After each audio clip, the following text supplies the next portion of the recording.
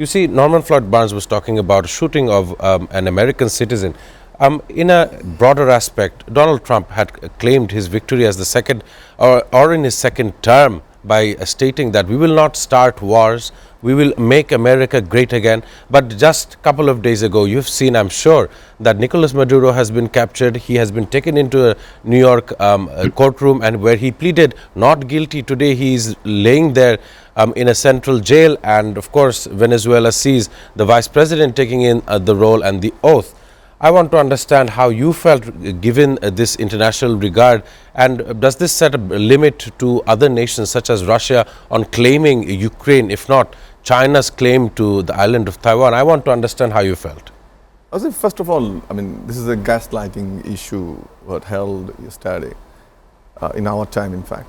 But if you just look back a bit on this incident, particularly last 1 week, the number of ICE members were deployed, and we have heard that around 2,000 in fact, and on a debated issue on welfare fraud.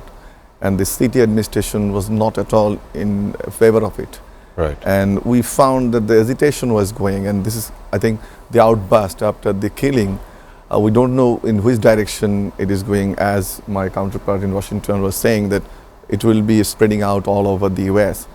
I don't know exactly that why has this happened, or it is planned or unplanned, but I think the message was trying to be given to the immigrants that America will be unsafe for you. That they have done in Minneapolis successfully. And if you analyze the full story very carefully with a critical lens, you will see whether that shooting was really needed. Was Douglas was arguing that it is very difficult to justify, and all the, including Democrat leaders, all the human rights activists and everybody, when they are speaking in TV screen, when I was seeing it in CNN, I didn't really find the reason, in fact, that she should be shooted.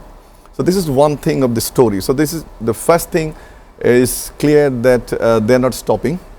Secondly, it's a threat to the international immigrants.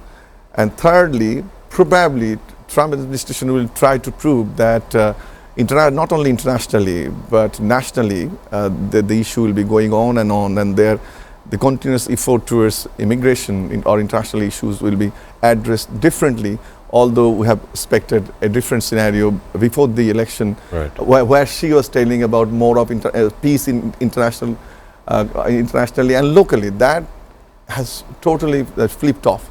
And we can't really expect that this would stop. And you will, as you were saying, that it will provoke other international powers, right, to not only towards Ukraine, but who knows, it could happen in other territories. And most unfortunate part is when the negotiation between American administration and Russia is going on, these kind of incidents, when you take account the Venezuela issue, I don't know in which direction it will take. But one thing is clear, that Trump administration, the message they're giving internationally, they're not obeying anything else, the Vienna Convention or United Nations Charter, anything else. And it's a renewed colonial approach. That is what I can really tag into it as a level. Right. That's a new colonial approach. And I think we'll have more discussion on the Greenland issue. Yes. But unfortunate part of this is that these issues, particularly the Venezuela issue, has already shaken the world, and it will create significant vulnerabilities, particularly those countries which are having threats.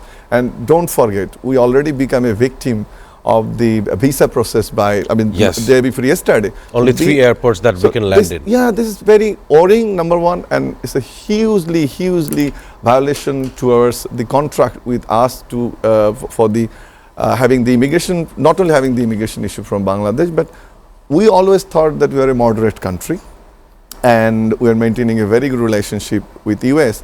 But my question to you or even Douglas, how are we feeling being a Bangladeshi? So what I'm saying, that this wave is not only affecting those targeted countries, but countries like Bangladesh, which always has very good relationship with US as it appears.